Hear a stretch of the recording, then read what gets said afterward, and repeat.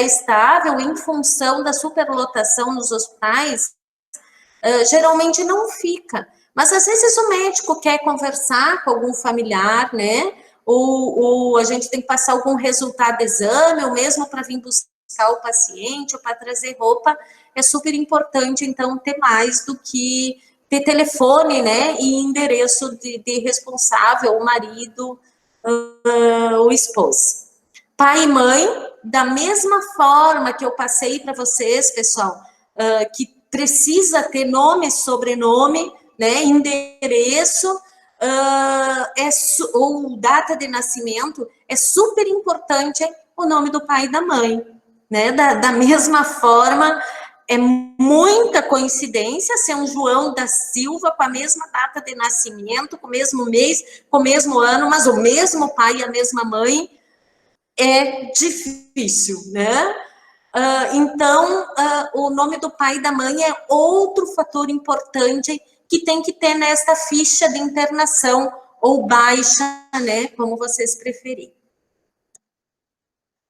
Tenho, né, pessoal, por que é importante? Para saber se esse paciente é Sistema Único de Saúde, se ele é SUS, se ele é IP, se ele é Copus, se ele é Unimed, dependendo do tipo de convênio, não vai ser o tipo de cobrança.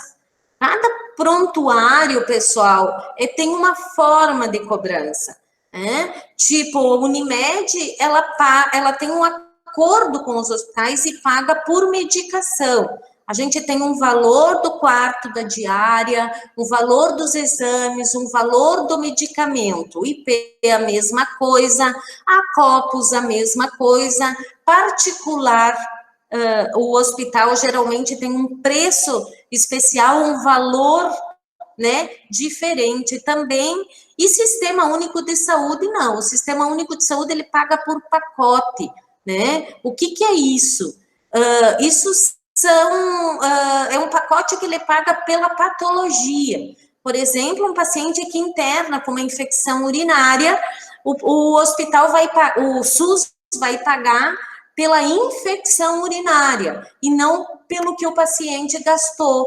Então, se esse paciente ficou 3 dias, 4 dias, 5 dias, ele vai receber, a instituição vai receber o mesmo valor do Sistema Único de Saúde, né? R$900, R$1.200. Não importa o quanto esse paciente gastou. Daqui a pouco essa conta, nesses 5 dias, deu 10 mil, 11 mil, 15 mil reais. E o hospital só recebe do convênio do SUS aquele pacote, que é aquele valor X que eles determinam por patologia.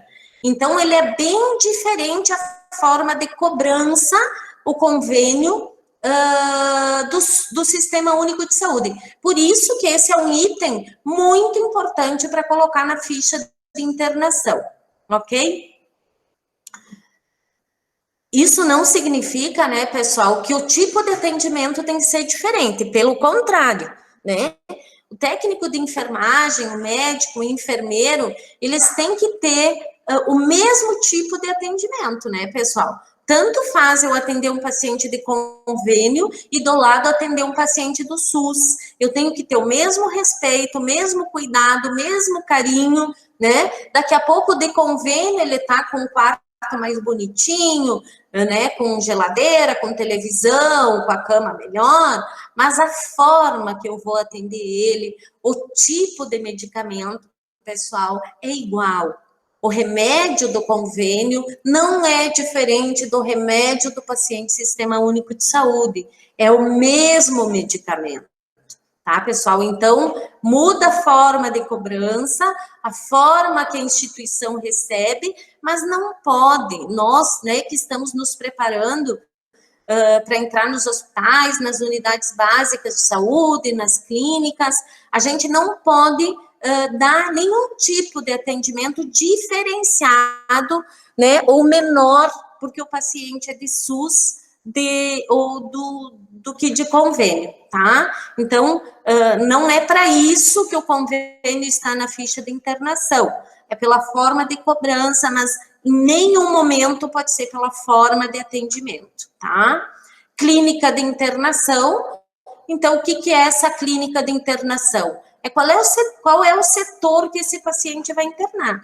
Pode ser na clínica A, na clínica B, na clínica C, né? Clínica médica, dependendo das clínicas, UTI adulto, UTI neonatal. Então, é a clínica onde ele vai internar. Quem é o médico responsável? Pessoal, isso é uma coisa muito importante para colocar na internação. Porque no momento que o paciente interna, no momento que ele está no hospital, a responsabilidade por ele, né, pela medicação, pelos exames, pela condição dele, é do médico assistente, né, ou médico responsável por ele. É para este médico que toda a equipe de enfermagem vai ter que fazer questionamentos, vai ter que perguntar, tá, em relação a qualquer intercorrência que possa ocorrer com esse paciente. Laura. Dúvidas em relação à dosagem de medicação, dúvidas em relação a alguma coisa que o paciente possa ter sentido, né, uma intercorrência, um efeito colateral de alguma medicação, é para este médico que a gente vai perguntar, tá? Ele que vai dar as orientações. E data e condições de alta hospitalar, né? Vai ter um item na ficha de internação, onde quando o paciente for embora, né, for ter alta hospitalar, não embora, vai se colocar a condição da alta. O que é essa condição da alta? Alta melhorado, alta por transferência, alta por óbito, né? Então, é importante se colocar. Quando algum paciente for requisitar este prontuário, só nos dados de identificação, só nesta ficha de internação, ele já consegue ter um patamar, ele já consegue visualizar esse paciente, ok? Até agora tudo bem? Sim, Laura, só um minuto. Eu vou pedir para que os alunos tomem cuidado, para quem está na conversa, tome cuidado para não compartilhar a tela, tá? Laura, eu vou precisar fazer de novo contigo o compartilhamento da tela, que nós estamos te vendo agora, a gente precisa ver o teu slide, tá? Tá. Tu vai de novo lá no canto inferior. Vamos lá, eu vou te ajudar. Tu vai de novo lá no canto inferior direito. Eu tenho que fechar aqui, então. Só minimiza, não fecha. Volta lá no teu Hangout Meet. Minimizei. Volta lá na reunião para ver nós. Tá? Clique em apresentar agora, lá no canto inferior direito. Opa! Retomar a apresentação. Compartilhar tela, né? Parar de compartilhar tela. Tá. Cris, confirma se tu tá me vendo, tu tá vendo, ativa teu microfone aí. Eu tô te vendo. Tu tá vendo a prof ou a apresentação dela? Eu tô vendo você. Tá, beleza. Laura, então tu vai clicar em parar a apresentação. Tá? E refaz o passo junto comigo daí. Apresentar agora. Isso. Compartilhar a tela.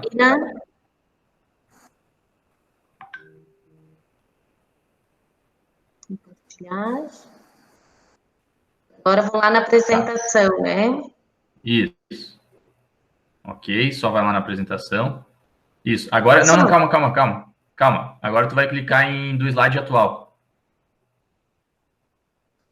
Isso, esse aí. Beleza. Agora pode seguir, tá? Sim, tudo certo. Beleza. Estão enxergando? Sim, tudo certo. Pode seguir, Laura. Tá bom, obrigada. Então, em relação... Obrigada. Em relação à ficha de internação, pessoal, é isso. O que mais faz parte do prontuário do paciente, pessoal? Você sabe o que é o prontuário? Só para vocês visualizar, vocês foram nos hospitais, vocês verificaram, né? Olharam os quartos, o posto de enfermagem, e no posto de enfermagem tem uma pasta, né, geralmente é uma pastinha preta, onde na capa tem esses dados de identificação, e dentro, pessoal, vai ter tudo isso que eu vou relatar agora, tudo que faz parte do prontuário do paciente, tudo que tem que ter nesta vida desse paciente, tá? Então, uma das coisas importantíssimas é a evolução médica. A gente sabe, quem trabalha em hospital, que a evolução médica, a gente tem um pouquinho de dificuldade, né? Antigamente era muito pior, hoje os médicos já estão um pouquinho mais conscientes e acho que 80% já faz evolução. O que é essa evolução médica? É as condições dos clientes dele, ou seja, as condições que o paciente deles está. Então, por que ele internou? O que tem de alteração? Qual é a hipótese diagnóstica dessa internação? O que ele sugere? O que ele acha que é? Qual é a patologia? Quais são os exames que ele está solicitando a partir daquele momento? Né? Qual é o plano de cuidado dele? Então, ele vai colocar, vou entrar com antibiótico tal, por tantos dias, depois vou repetir o hemograma, né? Para ver se o paciente vai estar em condições de alta, ou seja, ele vai evoluindo diariamente, é o que deveria, né? Diariamente as condições do paciente dele, ok? Isso, pessoal, não é a evolução médica, não é, ele não faz se ele quer, né? A gente não consegue hoje cobrar uma conta hospitalar, nem do convênio e nem do Sistema Único de Saúde, se não tiver evolução médica, né? Isso o que é, pessoal? É segurança do paciente. Este paciente, ele prova com essa evolução diária médica que ele foi visto, que ele foi avaliado, né? E teve uma conduta médica. Então, eu não consigo cobrar uma conta do SUS se neste prontuário que eu cobrar, eu não tiver evolução médica nele composto. Da mesma maneira, a Unimed, da mesma maneira o IP e da mesma maneira a COP Saúde, né? No momento que a auditoria, que os auditores vão verificar este prontuário, para ver se eles pagam e o que eles vão pagar, se a conta está correta, se eles vão pagar o que foi cobrado, se a conta está pertinente, tá? Eles vão verificar se tem todos esses itens que eu vou citar agora. E uma delas é a evolução médica. Se não tiver evolução, eles vão devolver o prontuário para a instituição, se quiser cobrar essa conta, ela vai ter que solicitar para que o médico evolua. Então, isso é uma obrigatoriedade. E também não é só, né, pessoal, em relação à cobrança das instituições. Isso é uma segurança do paciente. A gente fala todo dia, né, com vocês e nos hospitais e nas unidades básicas sobre segurança do paciente. Então, é super importante que tenha todos esses itens para assegurar, né, uma boa recuperação. Evolução de enfermagem. Eu não vou entrar em detalhes com vocês, pessoal, em relação à evolução, que a gente vai ter uma aula específica sobre evolução de enfermagem. Não se apavorem, né? A gente sabe que é uma das etapas um pouco complicadas para os alunos, mas não é difícil, não. É só pegar esses itens, né? Eu só coloquei aqui o SOAP, que é onde a gente deve seguir a evolução. Depois, numa próxima aula, a gente vai detalhar, fazer exemplos de evoluções, né? O que é o SOAP? São os dados subjetivos, os dados objetivos, que a gente vai detalhar, a avaliação, o que eu observo no meu paciente, e o plano de cuidados. Então, ela vai ter esta ordem, né? Para mim evoluir, tá? A gente vai ter uma aula específica, não vou me detalhar hoje para não ficar uma aula muito longa. Folha de sinais vitais, então, é outro documento que tem que estar no prontuário do paciente. é a folha onde eu vou colocar todos os sinais vitais, todos os horários. Então, no turno da manhã, né, eu vou lá, coloco o horário, quanto está a pressão arterial, respiração, pulso, né, e temperatura. Nesta folha de sinais vitais vai ter saturação também, né, ou oximetria, quanto está a saturação, mesmo que não seja considerado um sinal vital, ela está nesta folha de sinais vitais, e é essa que a gente diz para vocês, né, pessoal, quando a gente dá aula de introdução. Vocês não podem copiar um parâmetro do outro. Por quê? Porque os sinais vitais, pessoal, é o sinal de vida desse paciente. Eu não posso ir no quarto, fingir que eu verifiquei a pressão arterial e copiar do horário anterior, né? Eu tenho que realmente verificar todos os sinais, porque são esses que vão indicar como está o meu paciente. Faz diferença, será, se ele tiver hipertenso ou hipotenso, ou com uma temperatura, né, agora com o coronavírus ali em ação, se ele tiver com 39, 40 de temperatura, se ele tiver taquicárdico, né, a taquicardia pode ser que seja porque a temperatura está elevada, ou não, temperatura normal, e batimento cardíaco acima do normal, respiração descontrolada ou normal, né? Ou seja, esse sinal vital, né? Esses sinais vitais, eles vão determinar como está o meu paciente no leito. Quando o médico vem na unidade, pessoal, a primeira coisa que ele olha é a folha de sinais vitais. Quando ele entra na UTI, ele vai na cabeceira do leito e ele olha os sinais vitais. Por quê? Porque para ele é super importante saber que condições esse paciente dele passou o dia. Porque dependendo de qual sinal vital estiver alterado, ele vai ter que mudar a conduta médica, né? Vai ter que alterar a medicação. Profe. Oi? Profe, Tá ouvindo? eu não entendi que Sim, olha só, uma pergunta. Eu não entendi que a senhora falou direito, que a saturação não é considerada um sinal vital? É isso? Não, isso. A saturação, ela não está dentro dos parâmetros dos sinais vitais, tá? Os sinais vitais é pressão arterial, respiração, pulso e temperatura. A saturação, ela não é considerada dentro do sinal vital. Mas a gente, nos hospitais, a gente verifica junto para ver o quanto de oxigênio esse paciente está absorvendo, quanto ele precisa do ar ambiente, né? Se ele precisa ou não de complemento, mas ele não é um sinal vital. Ok? Tá. E sobre a captação de oxigênio arterial, seria considerado também sinal vital ou pode ser descartado? A verificação da saturação arterial, pessoal, ela só pode ser verificada através da gasometria, tá? A gasometria arterial é um exame que o médico solicita, onde o técnico de enfermagem vai, ou o enfermeiro, na realidade, porque coleta de sangue arterial é função específica do enfermeiro, então ele vai fazer a coleta da artéria radial, e aí vai ser verificado a gasometria. Pela gasometria, pelos valores da gasometria, o médico e o enfermeiro vão determinar também se esse paciente precisa ou não do auxílio de oxigênio.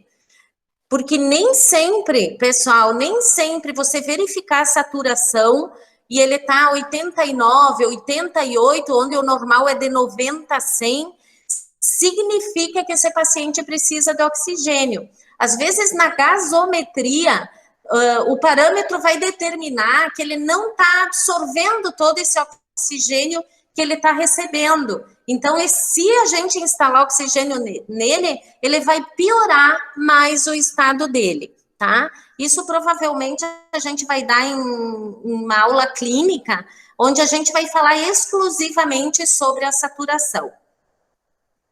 Entendido? Positivo. Posso passar adiante? Tranquilo. Obrigado, prof. Ok. Outra coisa, pessoal, super importante que tem que ter no prontuário do paciente, então, é a prescrição médica, né? E o aprazamento. De quem é a função, então, de fazer a prescrição médica? A função é do médico. Ah, um técnico de enfermagem, um enfermeiro, ele pode transcrever uma prescrição médica? Não. Se o médico telefonar, né? Ó, enfermeira, prescreve aí para o meu paciente um Rocefin, uma dipirona, né? Eu posso prescrever para o médico? Não. A prescrição médica, pessoal, é obrigatoriedade e função do médico assistente ou de outro médico. Ele pode solicitar para que outro médico faça essa prescrição para ele, ok? Mas a enfermeira e os técnicos de enfermagem não podem. Por que, prof, isso? Porque pode, às vezes, pessoal, e aconteceu muitas vezes, de o médico pedir por telefone, por exemplo, para aplicar um diazepam num paciente que está convulsionando. Vocês sabem que existem algumas drogas, alguns medicamentos que podem dar depressão respiratória. O que é a depressão respiratória? O paciente para de respirar, e aí vocês sabem que sempre uma parada respiratória seguida, muito tempo, ela dá parada cardíaca. Então, às vezes, o paciente chega convulsionando, o médico não está presente, ele liga, né? Ó, faz um diazepam. E esse paciente não é bem controlado, não é controlado pela enfermagem, não é colocado um oxigênio, né? Não é observado, ele pode ter uma parada cardíaca seguida de uma parada respiratória. É como se ele relaxa tanto, ele tem um relaxamento tamanho no organismo, em toda a musculatura, né? Que ele esquece de respirar, ele entra em sonolência. E aí, muito tempo sem respirar, ele vai acabar tendo uma parada cardíaca. E aí, o que acontece, né, pessoal? Aí o médico questiona, como que o meu paciente parou? Tiveram que entubar? Foi para UTI? Ah, doutora, a gente fez o diazepam que você pediu, mas eu não pedi para fazer isso, você entendeu errado, né? A gente diz, prof, mas isso pode acontecer. Pode. E a gente pode entender errado? A gente pode ter entendido errado também. Então, pessoal, a gente está trabalhando muito com fazer a nossa função, né? Existem funções específicas do técnico de enfermagem, existem funções específicas do enfermeiro, existem funções específicas do médico. Então, cada entidade de classe, né? Cada profissional tem que fazer a conduta que pode fazer. Eu não posso fazer uma técnica que é inerente ao médico, né? Como técnico de enfermagem, também não pode fazer uma técnica que é específica do enfermeiro. Então, cada um tem o seu compromisso legal. Por que isso, né, pessoal? Vocês imaginam eu fazer uma medicação num paciente, acontecer alguma coisa com esse meu paciente, né? E eu vou ter que responder legalmente no meu conselho, na delegacia de polícia, né? Em todos os âmbitos legais, né? Vou ser processada e aí eu vou ter justificativa. Enfermeira, é sua responsabilidade fazer medicação sem estar prescrita? Não. Né? Por que você foi aplicar a medicação? Ah, porque o doutor disse por telefone? Oi? Né? Então, pessoal, não pode, né? Cada um tem que fazer o que for inerente à sua função realizar. A prescrição médica já diz, prescrição médica. Por que eu estou frisando isso, pessoal? Por que eu estou insistindo nessa prescrição médica? É médico que faz. E até ontem, vamos assim dizer, a gente ajudava muito, né? Os médicos a transcrever, a gente prescrevia por telefone, né? e mesmo não sendo de nossa responsabilidade. Ou seja, a gente estava correndo riscos desnecessários, né? É função deles, não tem por que a gente correr um risco desnecessário, ok? A única maneira que um enfermeiro pode medicar, né, ou mesmo o técnico pode tomar a iniciativa de fazer alguma medicação, se existir protocolo, né? Por exemplo, geralmente nos pronto-socorros ou para hipertermia, os médicos fazem protocolos, junto com a enfermagem, protocolos de parada cardiorrespiratória, por exemplo. Então, até o médico não chegar na cabeceira do leito do paciente, o que o enfermeiro pode fazer? Então, está protocolando que ele pode funcionar a veia, que ele pode instalar um soro Ringer ou um soro fisiológico, que ele pode fazer uma adrenalina ou uma dipirona, ou seja, está protocolado, né? Então, no momento que os médicos assinar esse protocolo juntamente com a enfermagem, são esses os medicamentos que a enfermagem vai poder fazer, ok? Mas tem que se assegurar que isso seja um protocolo, senão a gente não pode fazer, ok? Aprasamento, o que significa aprasamento? Quando o médico faz uma prescrição, o que é a prescrição, pessoal? Lembra que vocês viram nos hospitais? A prescrição é onde ele vai colocar lá dieta, né? Dieta livre, ou hipocalórica, ou hipercalórica. Número 2, controle de sinais vitais. Número 3, dipirona, uma ampola de 6 em 6 horas, se necessário.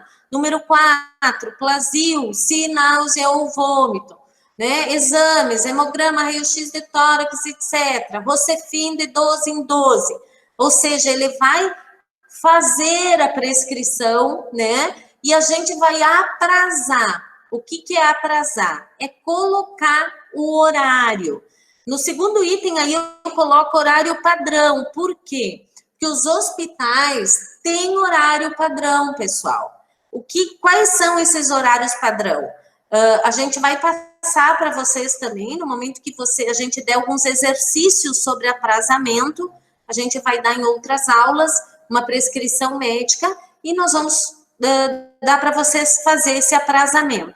Existem alguns horários padrão. Por quê? Porque se é de 6 horas, pessoal, eu não posso fazer uma medicação às 15, umas 16, umas 17, umas 18, umas 22.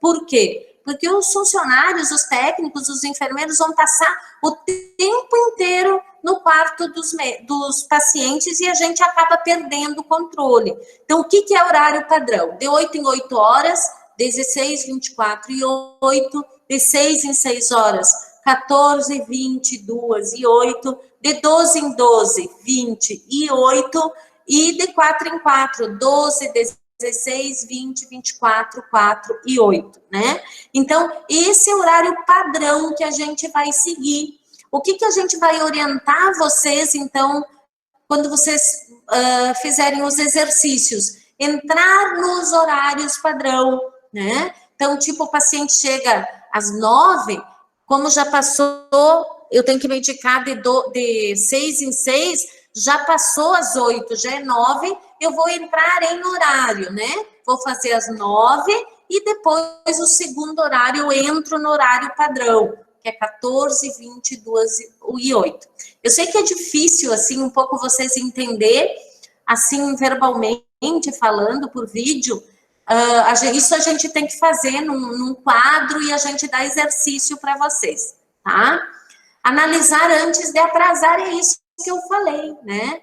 Como é que eu vou analisar uma prescrição médica? Pessoal, um diurético que tem que ser dado uma vez por dia, eu posso dar esse diurético às 20 horas? Não, né? Por que eu não posso dar um diurético para o meu paciente de noite? Porque esse paciente vai passar a noite inteira urinando. Então, se é uma vez por dia, eu vou dar quando? De manhã, às 8 horas da manhã. Por quê? Porque ele vai passar o dia inteiro se movimentando, eliminando líquidos, não só através da urina, né? Mas também através do suor, e ele vai deambular, ele vai caminhar, ele vai conseguir ir no banheiro com mais tranquilidade, porque senão ele fica acordado durante a noite e a noite inteira ele passa indo no banheiro fazer xixi porque ele tomou diurético à noite. Então, esse tipo de análise, né, pessoal, é que eu tenho que fazer. Colocar um horário de antibiótico, horário padrão é 8 da manhã e 8 da noite, mas ele internou às 3 da tarde. Eu vou só dar o antibiótico às 8 da noite? Não, né, pessoal? Se ele está internando no hospital, é porque ele precisa iniciar a medicação imediatamente, ou pelo menos o mais rápido possível. Então, eu vou colocar o primeiro dia às 15 horas, eu vou repetir às 20 e no outro dia eu vou entrar em horário. Então, o atrasamento, a meu ver, pessoal, ele, para você acertar mesmo e fazer uma cumplicidade aí com o paciente, é muito importante, essa análise antes de colocar os horários, tá? E na dúvida, pessoal, tudo que você tiver de dúvida antes de fazer esse atrasamento, antes de colocar, sempre vocês vão questionar o enfermeiro, né? Vocês vão perguntar se é isso mesmo, para vocês não fazer com nenhuma dúvida. O enfermeiro está no setor exatamente para isso, para dar esse aporte, né? Para dar esse apoio para vocês. E muitas vezes, pessoal, o enfermeiro também não é o dono da verdade, às vezes ele também não sabe o que fazer, e ele vai ligar para o médico, vai fazer questionamento e vai tirar as dúvidas para, em equipe, né? Técnico, enfermeiro, médico, fazerem tudo juntos para não prejudicar o paciente, tá? Outra coisa importante, pessoal, que é tanto na prescrição médica quanto nas evoluções médicas e de enfermagem, é não usar corretivo, tá? Eu não posso usar corretivo, eu não posso riscar. Este prontuário, pessoal, todas essas fichas, essas evoluções, elas são documentos legais, né? Eu não posso fazer uma rasura, porque um juiz, um delegado de polícia, ele vai olhar e vai dizer o que você riscou? Por que você passou corretivo, né? Às vezes é um prontuário de 5 anos atrás, você não vai lembrar, né? Então, não pode usar corretivo, pessoal, é proibido. Da mesma forma que não pode pular linha, da mesma forma que não pode deixar espaço depois da tua frase, tem que riscar onde tem espaço, ok? Então, pessoal, quando você errou uma frase, você errou uma palavra, o que você vai fazer? Colocar entre aspas e vai colocar do lado digo, e continua a fazer a frase correta ou a palavra correta que você quer, mas nunca usar corretivos, pessoal, não riscar, não deixar espaço e não pular linha para fazer evoluções de enfermagem e evoluções médicas, ok? Medicações suspensas devem ser circuladas. Dentro da prescrição médica, então, vai ter os horários padrão, que eu falei antes, e existe algum medicamento que o paciente não vai querer fazer. Por exemplo, eu vou lá na cabeceira do leito e vou dizer para ele, seu João, eu vou lhe aplicar, né, uma dipirona agora, é para dor, é para febre. Ele diz, não, enfermeira, não, eu sou alérgico à dipirona. Seu João, o que você apresentou de alergia? Não, me deu um monte de bolinha no corpo, erupções vermelhas, coceira. O que eu vou fazer? E a família diz, não, ele é alérgico, ele não pode. Eu vou voltar para o posto de enfermagem e esta medicação, pessoal, eu vou circular, tá? Toda medicação que está com círculo no horário significa que essa medicação não foi aplicada. ela foi ou suspensa pelo médico, ou suspensa pela enfermagem, e aí lá na evolução de enfermagem, eu vou colocar o porquê, né? Se foi o médico que suspendeu, suspendo Rocefin, pois já passou 7 dias, ou suspenso porque troquei de antibiótico, e a enfermagem a mesma forma, né? Ela suspende o medicamento, pois o paciente referiu ser alérgico à dipirona. Então, qualquer técnico de enfermagem, qualquer enfermeiro que verificar esta medicação circulada, ele já vai olhar lá na evolução para ver por que essa medicação foi circulada. Se é por alergia, na outra prescrição médica do outro dia, o médico não vai mais prescrever dipirona, porque ele sabe, ele está vendo que o paciente é alérgico. Então, ele vai prescrever outro antitérmico, seja um paracetamol, seja um Tilenol, né? Ou outra coisa que ele quiser, outra droga, outro medicamento que ele quiser, que não contenha dipirona, ok? Bom senso em relação a pedido de materiais. Por que a gente está falando isso, né, pessoal? Porque a gente vê hoje a enfermagem sem muito comprometimento com as instituições, né? Com o teu emprego, tá? Então, é super importante que eu só peça o necessário. Da mesma forma que eu vou pedir a necessidade, só o necessário, eu também não tenho que deixar de pedir nada para economizar.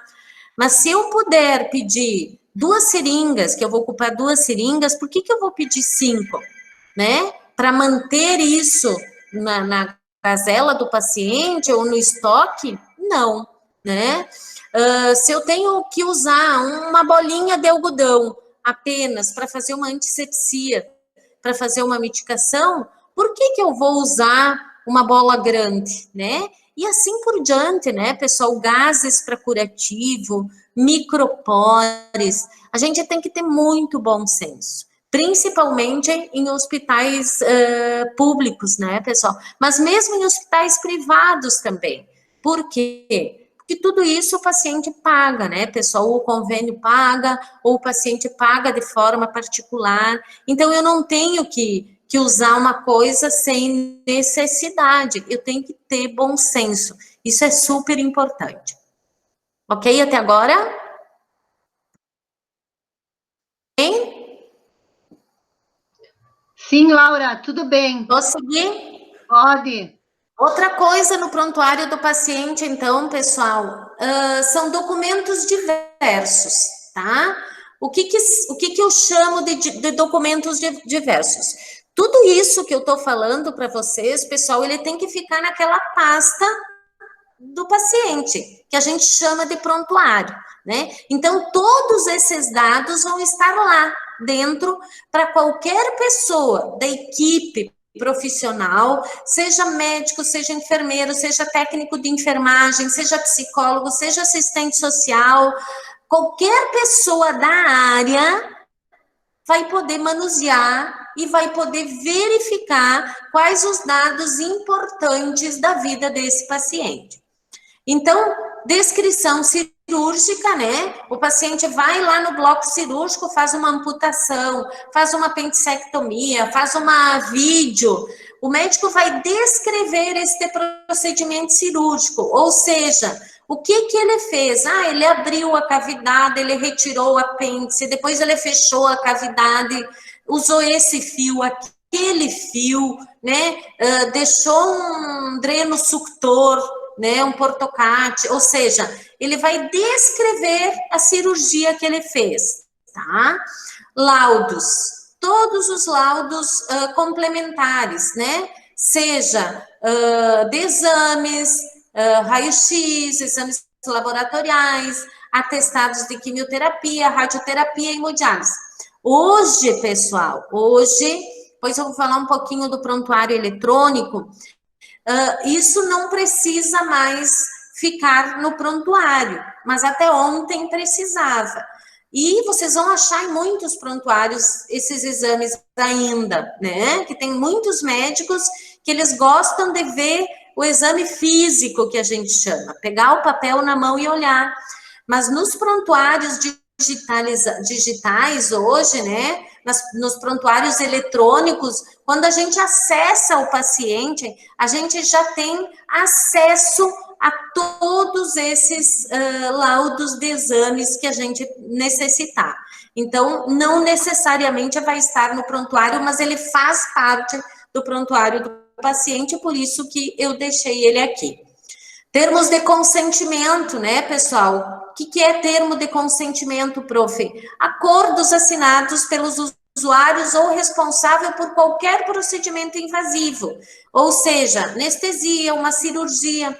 Hoje, pessoal, nenhum paciente entra para o bloco cirúrgico, salvo emergência e urgência, sem alguém assinar a responsabilidade, ou seja, a autorização desse paciente entrar no bloco cirúrgico. Então, o paciente chega lá, vai fazer uma cirurgia, ele assina esse termo de consentimento, que ele está ciente de todas as contraindicações ou coisas que possam ocorrer com ele. Nem sempre, né, pessoal, os procedimentos cirúrgicos, eles têm sucesso, né? Às vezes é um paciente acidentado, às vezes é uma cirurgia complicada, né? E aí o paciente entra conversando e às vezes vai a óbito, né? Então, o médico errou, o médico fez, não, era uma cirurgia de risco, era uma cirurgia complicada, né? O paciente quis se submeter, a família concordou no paciente fazer esse procedimento, porque hoje, né, pessoal, não é só os procedimentos complicados, todos os procedimentos, se vocês forem ver, o momento que eu pisar dentro do hospital, o momento que eu entrar dentro de uma instituição hospitalar, eu já estou correndo o risco de contrair uma infecção, né, de ter um efeito colateral de algum remédio, de ter uma intercorrência em algum procedimento cirúrgico, né, que ninguém quer, mas essas coisas podem acontecer.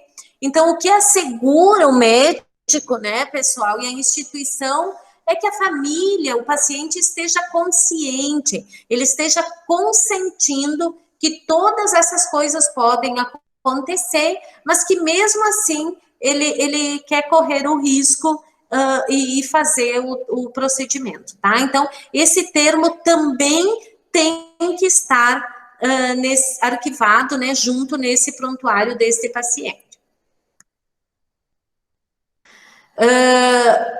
Em relação, pessoal, ao prontuário, em documentos que tem que ter neste prontuário, é mais ou menos isso que eu falei para vocês, tá? O prontuário do paciente, pessoal, ele é do paciente, tá? Por que eu friso muito isso? Porque muitas vezes os professores foram abordados nas instituições hospitalares e nas unidades básicas, questionando o que o aluno tem em relação ao direito de ver o prontuário do paciente. O prontuário do paciente já diz, pessoal, é do paciente. Se ele é do paciente, ele não é do filho do paciente, ele não é da mãe do paciente, ele não é do pai do paciente. A gente já teve N situações nas instituições hospitalares onde vieram médicos, irmãos, parentes desses pacientes e foram lá e quiseram ver o prontuário e a enfermagem não deu. Porque quem vai passar informações para esse colega médico, que não é o médico do paciente, o médico assistente, é o próprio médico do paciente. A gente não tem o direito de entregar a vida desse paciente. Vocês lembram no começo do slide onde eu falei que o prontuário do paciente é a vida do paciente? Pois é. Nós não temos o direito de entregar a vida deste paciente para familiares, para filhos, mesmo que façam o curso técnico de enfermagem, pessoal. Mesmo que façam o curso da enfermagem superior. Eles não têm direito de ver. Vocês imaginem vocês guardando este prontuário e tem um exame, um HIV. lá dentro desse prontuário e que o paciente não quer que o marido veja. A gente já teve situações, pessoal, né, de pacientes lá onde descobriu-se que era HIV positivo, por exemplo, e ele pediu, por favor, que ele queria contar para o médico, né, que não era para o familiar, para a mulher, enfim, ou para o esposo, para os filhos, né. Como que a gente vai simplesmente para um familiar, para o marido, para a mulher ou para os filhos, pegar o prontuário, entregar e mostrar o exame do paciente? Se este prontuário é do paciente, isso é crime, gente, isso não pode acontecer. Então, cópias do prontuário só podem ser fornecidas mediante uma autorização do paciente. Que autorização é essa? Escrita, registrada em cartório, ou se o próprio paciente for solicitar, ele pode pegar o paciente, o prontuário, e aí ele pode entregar, se ele quiser, para quem ele quiser, mas é ele, não somos nós. Por mais que haja uma solicitação judicial, pessoal, até as solicitações judiciais hoje são questionáveis. Cabe à comissão de prontuários decidir se deve ou não ser acatada. Ok? Então, existem muita discussão ainda sobre a entrega dos prontuários.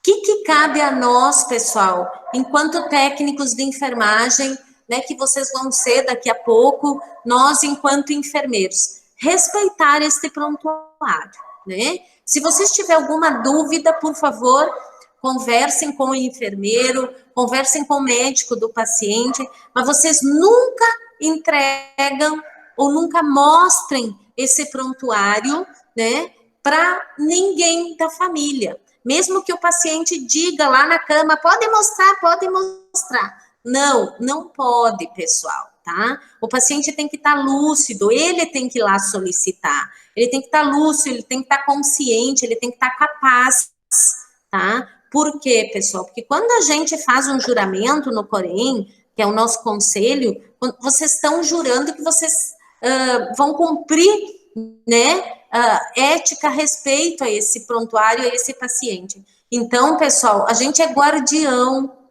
a gente é profissional, tá? E profissional não pode quebrar a ética, tá? A gente já negou prontuário nas instituições para médicos de fora que eram parentes dos pacientes. Deu maior confusão, vocês nem têm noção. Mas a gente ligou para o médico assistente, solicitou se podia mostrar, o médico disse que não, que se quisesse saber sobre o paciente, ele podia ir lá conversar, que o médico ia ouvir ele, conversar com ele sem problema nenhum. Então, para vocês verem que não é uma coisa muito simples isso, tá? Então, não cabe a nós, pessoal, quebrar essa ética, e a gente tem sim que ser guardião dessa vida desse paciente que eu passei para vocês desde o início, que a gente guarda sim o prontuário, ou seja, é a vida toda desse paciente dentro daquele período de internação, ok? Tem uma resolução que eu vou ler com vocês bem rápido, bem breve, né? Que é a resolução 1605 de 2000 do Conselho Federal de Medicina, onde ele afirma que o médico não pode, sem o consentimento do paciente, revelar o conteúdo do prontuário ou ficha médica. Então, vocês veem que as solicitações dos pacientes, quando eles dizem para o médico ou para a equipe de enfermagem, né, pessoal, eu não quero que você fale para minha família que eu tenho isso, deixa que eu conto, me dá um tempo. O médico não pode, gente, ele está infringindo o código de ética se ele não cumprir com a solicitação do paciente. No artigo 2º diz que nos casos do artigo 269 do Código Penal, onde a comunicação de doença é compulsória. O que é comunicação de doença compulsória? É quando a gente tem obrigatoriedade de comunicar alguma patologia, tá? Tipo AIDS, né? Tipo uma tuberculose, né, o dever do médico restringe-se exclusivamente a comunicar tal fato à autoridade competente, sendo proibida a remessa do prontuário médico e do paciente. Ou seja, se eu tenho que compulsoriamente, que é obrigatoriedade, comunicar um HIV dentro da instituição, eu vou comunicar para o órgão competente, que é qual? A vigilância epidemiológica, né? Lá na Secretaria de Saúde. Eu vou notificar o exame positivo, o nome do paciente, mas é apenas para essa autoridade, é apenas para essa entidade. Eu não posso encaminhar para a Secretaria de Saúde, por exemplo, o prontuário desse paciente, os exames desse paciente, eu vou apenas fazer a comunicação, tá? Por quê? Porque é uma doença que é considerada comunicação obrigatória ou compulsória, como a gente fala, tá? O artigo 3º, então, na investigação da hipótese de cometimento de crime, por exemplo, um paciente revela, né, algum crime no hospital, tá? Então, tipo, matou alguém, sei lá, alguma coisa do tipo. O médico está impedido de revelar algo que possa expor o paciente a um processo criminal. Então, isso é complicado, né, pessoal?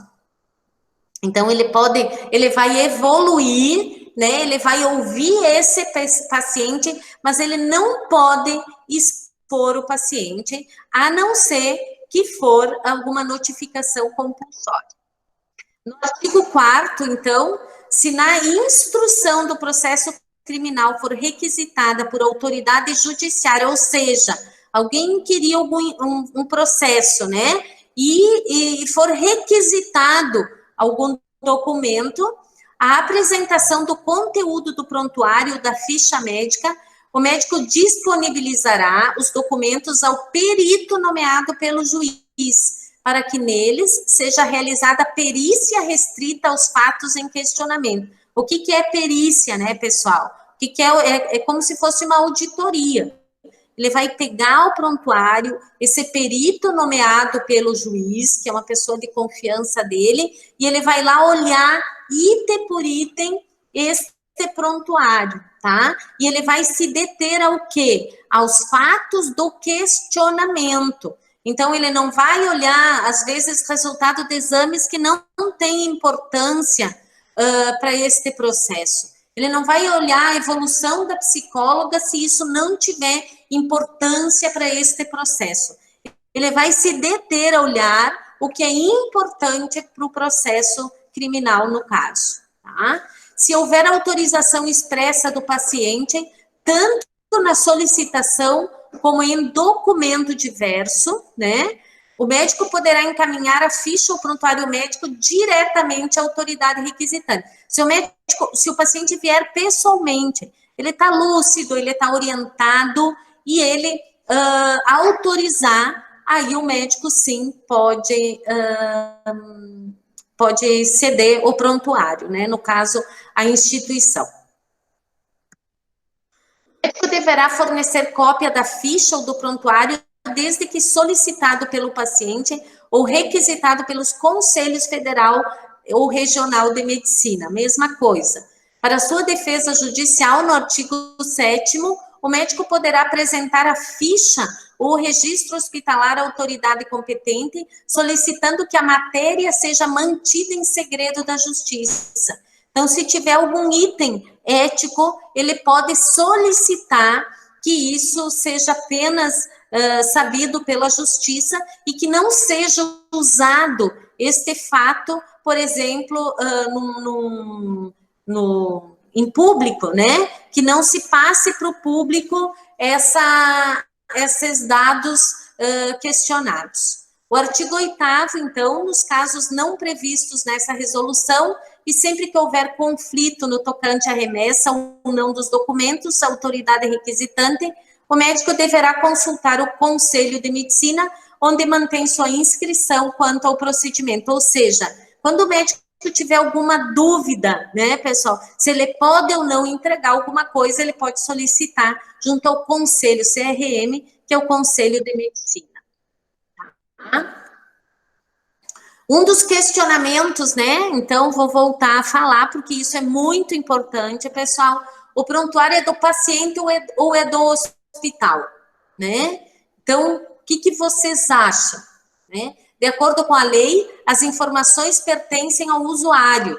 Quem é o usuário é o paciente. Este prontuário é do paciente, tá? O que o hospital faz, pessoal? Ele apenas legalmente guarda e conserva todos esses dados, mas ele é dele, é do paciente.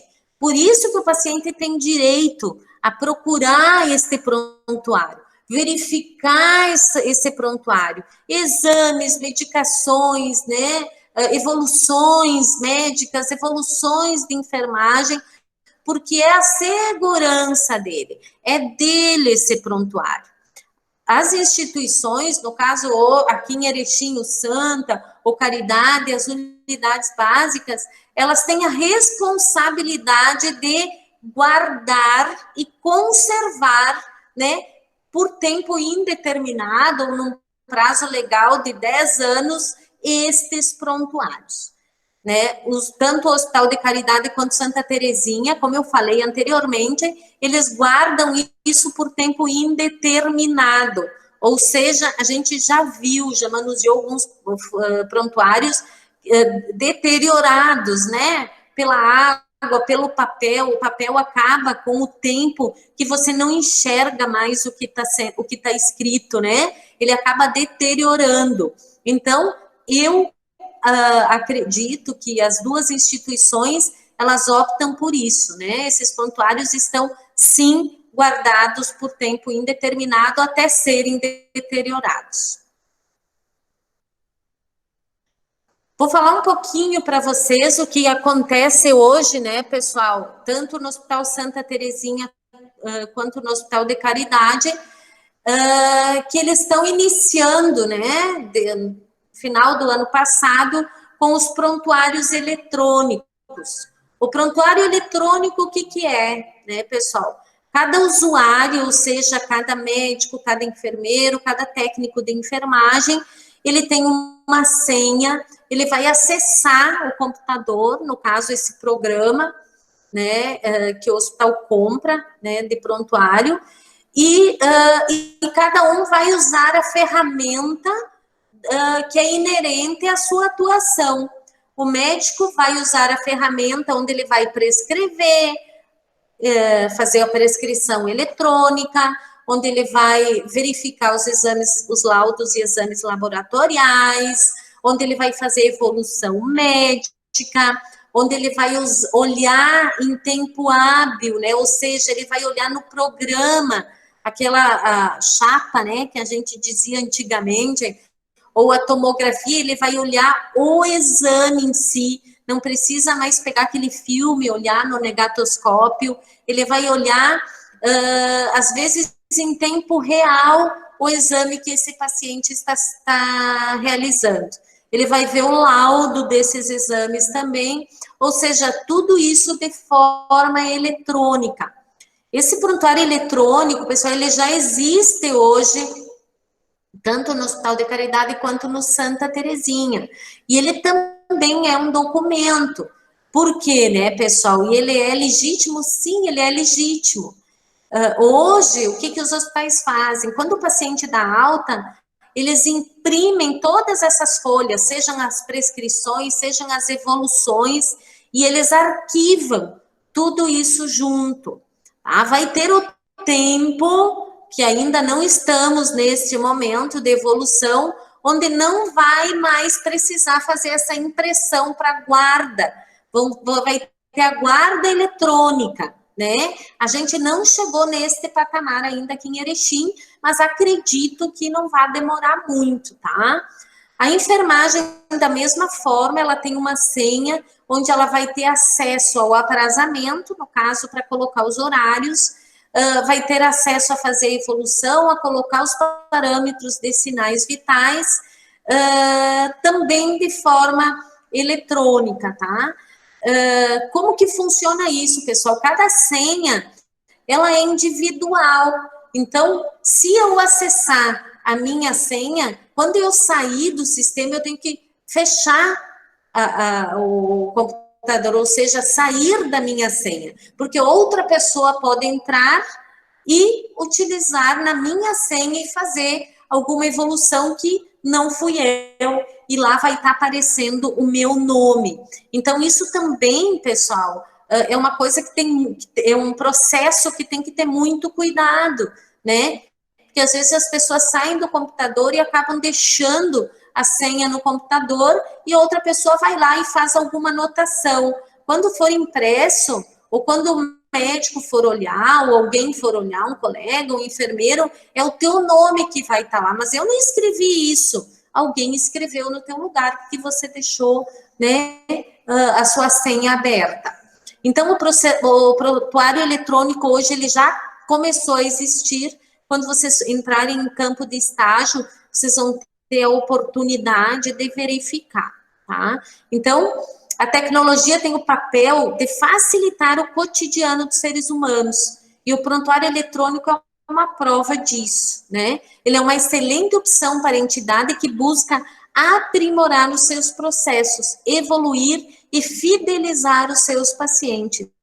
Então, através do prontuário eletrônico hoje, se torna uma tranquilidade, uma confiabilidade, porque o médico pode, tanto a enfermagem, né, enfermeiro, técnicos, fisioterapeutas, psicólogos, nutricionistas, eles podem acessar, né, esse paciente, e aí eles vão verificar tudo o que aconteceu com esse paciente. Não precisa manusear mais o papel como é hoje, né? E ainda hoje a gente manuseia o papel, pessoal. Né? Se eu for pedir um prontuário do paciente, eu ainda vou manusear o papel, mas eu vou ter a vida dele no sistema. Se eu quiser olhar a internação do ano passado, do ano retrasado, os exames do ano passado, do ano retrasado, eu vou ter ele na tela do meu computador, né? Então, isso, pessoal, acredito que a partir de agora, isso vai evoluir cada vez mais, né? Cada vez mais a gente está aprimorando, as instituições estão aprimorando os seus processos e realmente para dar uma segurança e uma credibilidade maior para o nosso paciente. Então, pessoal, assim, só para dar uma resumida para vocês, né? Funções do nosso prontuário. Então, o prontuário do paciente, ele serve para várias coisas, né? Ele vai dar um apoio diagnóstico. Por que um apoio diagnóstico, né, pessoal? Às vezes, através de uma evolução de enfermagem ou de um resultado do exame que vai estar lá dentro, ele vai ajudar esse médico a fazer um diagnóstico mais efetivo, né, mais correto. Às vezes, uma evolução de enfermagem bem feita, ela vai ajudar esse médico a descobrir uma patologia que ele não descobriu no exame físico, né?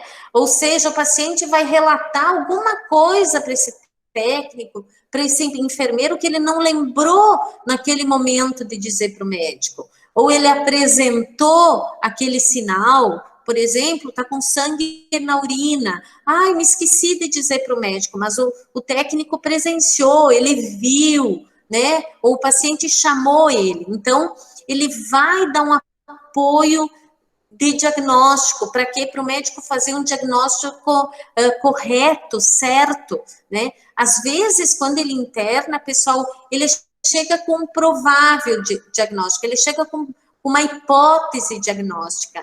Quando ele dá alta, ele já tem um diagnóstico mais correto, né? O doutor pensou que era apendicite, mas não é apendicite, é uma infecção urinária, tá? Porque com os exames, com as evoluções observadas do paciente nesse período, o médico conseguiu fazer um diagnóstico mais efetivo, correto, né? A área da assistência nem se fala, né, pessoal? A gente manuseia esse prontuário 24 horas por dia, né? Realmente ele é a vida do nosso paciente.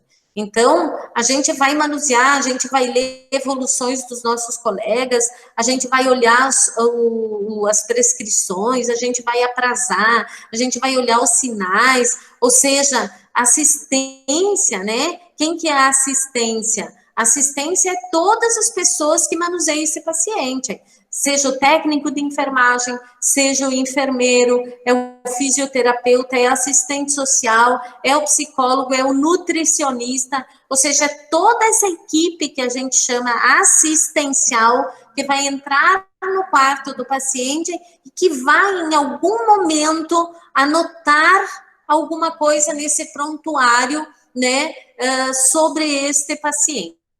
Então, o prontuário do paciente é a vida do paciente, é realmente, né? Ele é muito rico, né, pessoal, em relação a esse cliente da instituição. Pesquisa de ensino e ensino. E esses exames, pessoal, essas evoluções, essas hipóteses diagnósticas, elas vão servir para pesquisa, né? É bacana um médico acompanhar a evolução, mesmo os técnicos, os enfermeiros, verificar que esse paciente internou sem sinal nenhum, né? Ele internou com febre, ele internou com pequenas lesões na pele, e aí ele acompanhou o exame, o hemograma estava super alterado. Em 24 horas, esse paciente acabou tendo erupções no corpo inteiro, generalizadas, né? O que pode estar acontecendo? Hoje a gente tem, tanto no Hospital Santa Terezinha, quanto no Caridade, né, pessoal? Além da residência médica, que já está ali no seu 4º, 5º ano, né? Onde tem residência médica em clínica, em cirurgia, tem residência em ortopedia, ginecologia. A gente tem também os acadêmicos da URI, né, pessoal? Não só da área técnica, né, técnico de enfermagem, mas também de superior. Tem os enfermeiros, tem fisioterapeutas, tem nutricionistas, tem psicólogos, e agora estão com os acadêmicos de medicina. Então, os acadêmicos de medicina também já estão na instituição. Então, eles vão, o prontuário desse paciente, quanto mais completo ele tiver, ele vai fazer parte também da vida deles dentro da pesquisa e do ensino. E dos professores também, né? As aulas que a gente consegue dar, o conteúdo que a gente consegue procurar é muito em cima das patologias, é muito em cima desta vida desse paciente, que a maioria, né, dos professores acompanha diariamente dentro das instituições ou acompanhou em algum momento da vida, né? E a administração, né? O que a gente quer dizer que o prontuário, pessoal, é um documento, né? Lembra que eu falei para vocês que não pode rasurar? Ele é um documento, ele não pode ser extraviado, ele não pode ser perdido, ele não pode ser rasurado, ou seja, ele não pode sair dentro da instituição hospitalar, né? Por quê? Porque ele é um documento. Eu já vi muito prontuário ser requisitado, ou muito enfermeiro, muito técnico de enfermagem, e em fórum, em delegacia de polícia, pessoal dá depoimento de evoluções feitas de pacientes de 1 ano atrás, 2 anos atrás, 3 anos atrás, né? Vocês acham que não, se a gente não fizer uma evolução bem feita, que não tiver a nossa assinatura e o nosso registro, a gente vai lembrar de um paciente que nós atendemos há 5 anos atrás e que um juiz agora, ou que uma família está questionando a morte, ou está questionando uma intercorrência que tenha ocorrido dentro da instituição, né? No momento que eu pego esse prontuário, eu vou ler as minhas evoluções, eu vou verificar evoluções médicas ou as prescrições, eu vou lembrar, né? Eu vou ter ciência do que aconteceu naquele momento, porque fui eu que escrevi, né? Fui eu que relatei, fui eu que observei naquele momento o estado ou o fato ocorrido com aquele paciente. Por isso que ele tem valor legal, né? E por isso que a gente tem que respeitar o prontuário. Não pode perder folha, tem que manter ele organizado.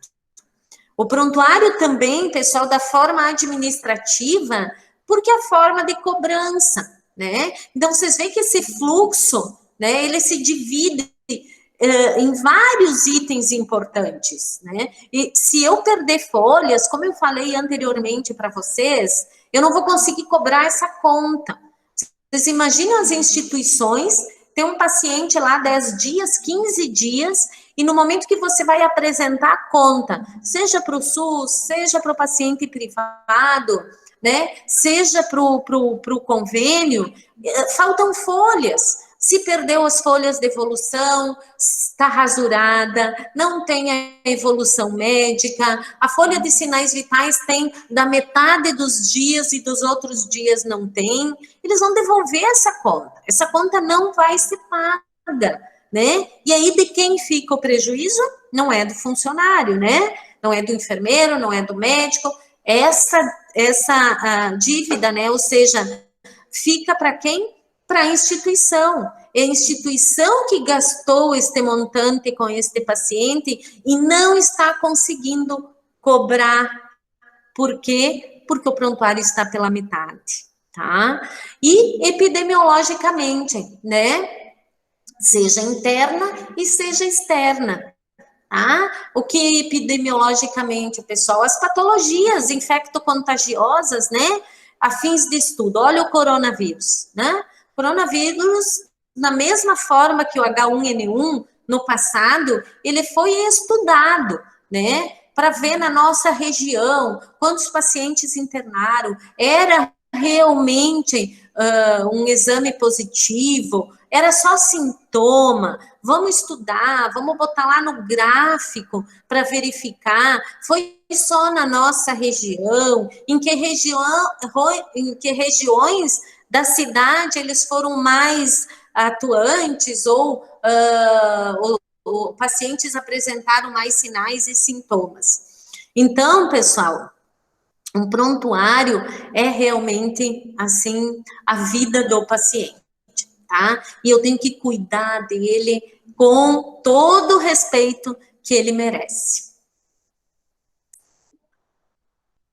Pessoal, da minha parte é isso. Gostaria de saber se existem algum questionamento, alguma dúvida. Prof, Oi? tem uma aluna aqui, a Tainá, ela fez uma pergunta ali. Prof, fiquei com uma dúvida se o paciente for de menor e os pais pedirem o prontuário, eles terão acesso?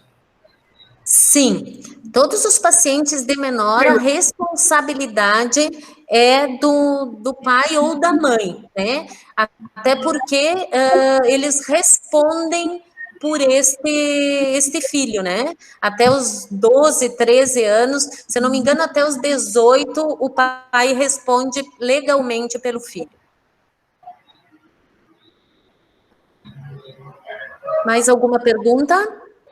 Pessoal, agora vocês podem interagir um pouco com a prof também? Podem ou colocar sair Saio Sim, dessa pode. página, Paulo? Sim, clica ali em interromper compartilhamento. Nela, bem embaixo, aí tu vai ter uma opção de compartilhamento. Tá. Interromper. Isso, beleza. Laura, Agora pode interagir um pouco com eles, né? Isso? Tá me vendo? Oi. Isso. Só para... Sim, tudo ok, Laura. Ok, posso falar? Assim, uma coisa que eu achei bem interessante, que é importante colocar para os alunos, que quando chega um paciente, um acidentado, alguém que está sem acompanhante, nós mesmos na triagem, no pronto-socorro, quando ele chega, a gente tem acesso a todos esses documentos e aos dados do paciente, se ele é diabético, se ele é hipertenso, ele chega em coma ou chega em condições muito ruins, você pode avaliar pelo prontuário do paciente eletrônico e isso é importante para diagnosticar o paciente, né? A própria triagem. Pessoal, eles estão me questionando do material. Sim, eu vou colocar no portal todo esse material, tá? Até amanhã para vocês terem acesso. Mais alguma pergunta? Ficou alguma dúvida, pessoal? Foi boa a aula? O que acharam? Esse prontuário, vai lá. Vocês podem, desliguem o microfone e vocês podem fazer a pergunta. Olha bem no meio da tela de vocês, se vocês clicarem embaixo, tem um microfonezinho, desliguem ele e vocês perguntem. Opa! Oi, Regi. Quase conseguiu, Regina. Reginara saiu da reunião. Não vai de novo. Oi! Olá! Achei! Eu tenho uma pergunta, como sempre. Pode fazer. Por exemplo, que nem a prof falou antes ali de um acidentado, né? Se o paciente chegar, por exemplo, no Santa, acidentado, mas ele tinha um prontuário lá no Caridade, vai puxar no prontuário as informações ou não? Eu não entendi a pergunta. Se chegar um acidentado no Santa... Por exemplo, ou se chegar os prontuários, eles se comunicam do hospital para o hospital ou é exclusivo? Não. Os prontuários, pessoal, do Santa Terezinha são do Santa Terezinha. Do Hospital de Caridade são do Caridade, das unidades básicas são da unidade básica.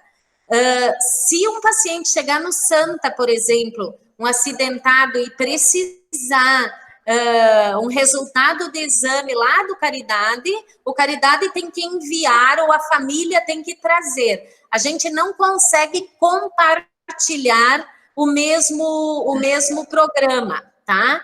Mesmo que tanto o Caridade quanto Santa Terezinha, os dois trabalham com o sistema TASI, mas ele não está interligado, até em função da ética, né? O Santa Terezinha tem 600 funcionários, o Hospital de Caridade tem 300 e pouco, 400, não tem como interligar documentação, até porque o Hospital Santa Terezinha é uma entidade de classe que tem as suas responsabilidades, né? E o Hospital de Caridade da mesma forma, cada um responde legalmente e eticamente pelos pacientes que estiveram internados naquela instituição. Então, não tem como fazer essa interligação. A família tem, sim, que levar, mas, às vezes, a gente liga. Por exemplo, um paciente fez uma tomografia no Caridade e veio para o Santa Terezinha, para a UTI do Santa. Óbvio que a gente não vai chegar lá no Santa e repetir a tomografia. Então, o próprio médico vai entrar em contato com a imagem, né, do outro hospital, e eles vão se falar, ou o Caridade vai mandar para o Santa a imagem do exame, e vice-versa. A gente tem essa parceria. Entendido?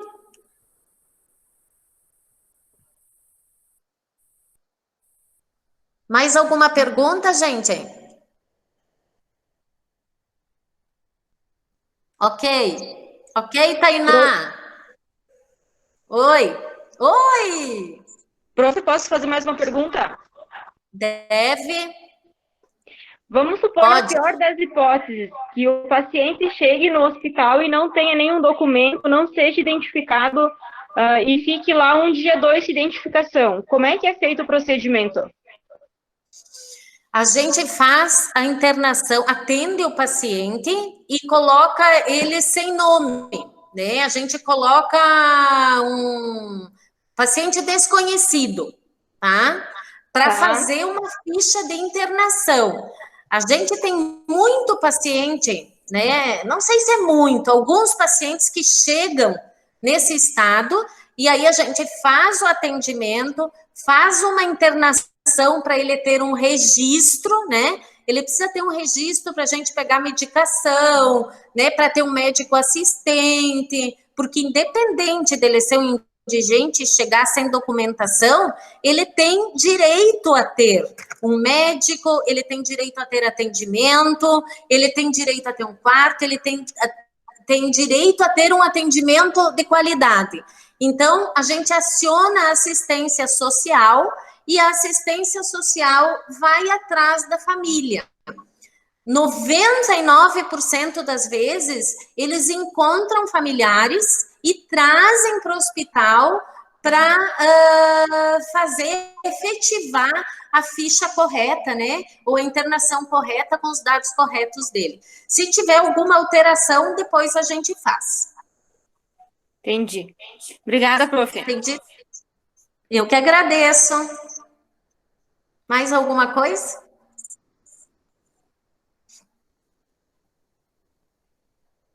Pessoal, ok? Como é que foi a aula? O que acharam? Melhor do que sozinhos? Eu sinto falta de falar, né, prof? Eu imagino. E eu realizada, né? Porque falo. Mas é melhor, né? Melhor do que só ver material. O que vocês acharam? Para a gente é muito bom e muito importante, né? Mesmo que a gente vê a carinha de vocês, a gente repassa realmente tudo aquilo que a gente sabe e a gente procura ficar cada vez mais perto de vocês. Porque às vezes na aula teórica a gente não consegue passar exemplos, né? Não consegue ouvir vocês. Então, para nós é muito importante isso também. Laura, eu queria Oi. fazer uma colocação até quando tu falou da questão da gente circular a medicação, né? Quando o paciente não aceita ou quando a gente não pode administrar por algum motivo, por uma eventual falta ou sei lá. Eu queria colocar que por isso que o prontuário ele é tão importante, né? Ano passado a gente estava no estágio e eu fui com uma aluna fazer uma medicação num paciente. Ela se apresentou, né, como a gente sempre faz, se apresentou e falou que ela ia fazer uma dipirona. E o paciente disse, meu Deus, eu sou alérgico, eu não posso tomar essa medicação, né? Daí nós paramos, eu comecei a questionar, ele disse, não, me dá um mal-estar, eu fico mal, e enfim, eu disse então, o senhor aguarde, né, a paciente, eu disse, nós vamos lá no postinho de enfermagem, nós vamos olhar o seu prontuário e tal. O paciente estava lá já há 8 dias. Repete a pergunta, porque eu não ouvi. Hã? Não, desculpa, uma menina me fez uma pergunta, não consegui ler. Ah, tá. Então, assim, ó, daí o paciente já estava há 8 dias internado, fazendo dipirona de 6 em 6 horas. E não tinha dado nenhuma reação nele. Então, na verdade, ele não era alérgico, né? Então, não tinha nada escrito no prontuário, não tinha nada que ele era alérgico, né? Então, até conversei com a enfermeira, enfim, nós voltamos lá, fizemos a medicação nele e não deu nada, né? Porque ele já vinha fazendo isso.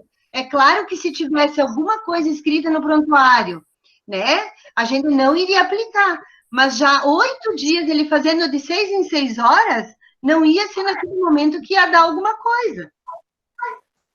Então, isso aí. Tainá, recebi sim teu trabalho por e-mail. Ouviu? Recebi. Mais alguma coisa, gente? Não, prof, vai descansar. Não! Não tô cansada, vamos tocar até as 10, gente. Ó, por que você riu? Sem problema, sem problema nenhum. Vamos achar conteúdo até as 10. Tudo bem.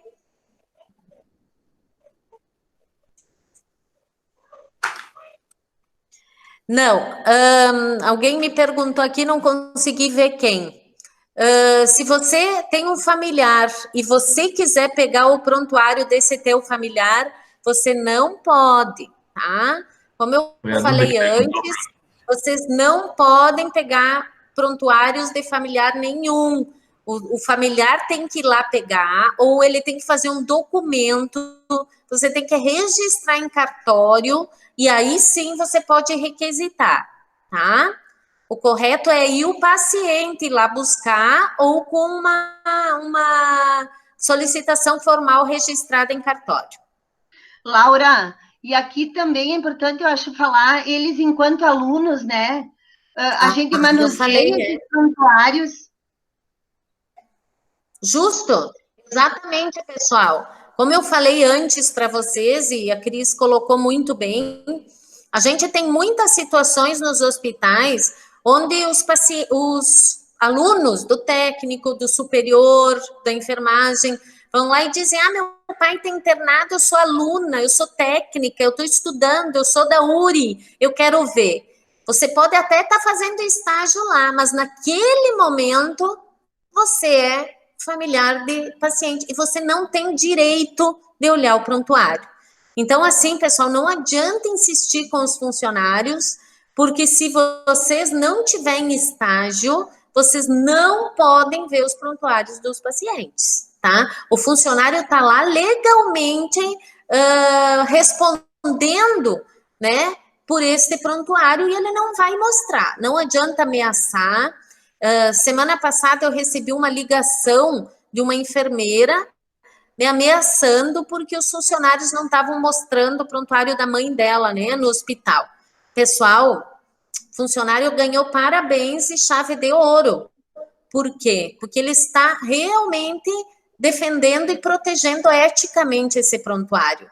E eu tive que dizer para ela por telefone, né? Você não vai ver, você não tem o direito de ver e o funcionário está certo, né? Então, infelizmente, pessoal, profissionalmente, a gente tem que responder pela proteção desse nosso paciente.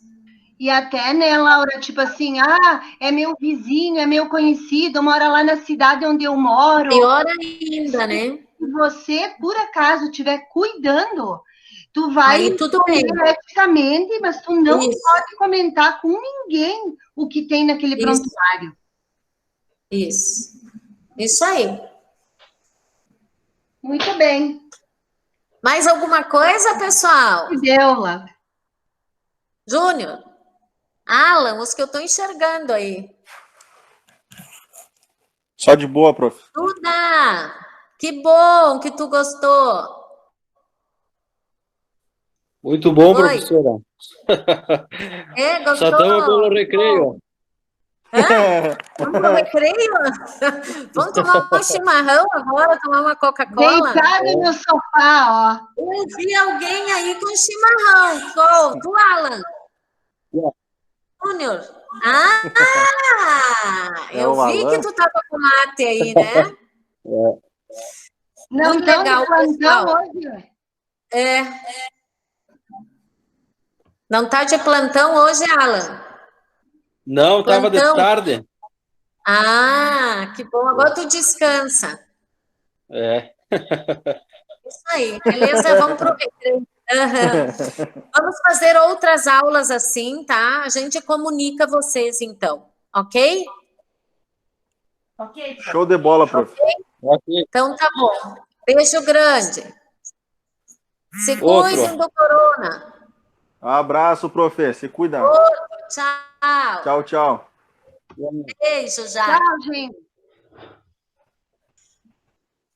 Eu recebi 7 ligações hoje, cara. Quero ver.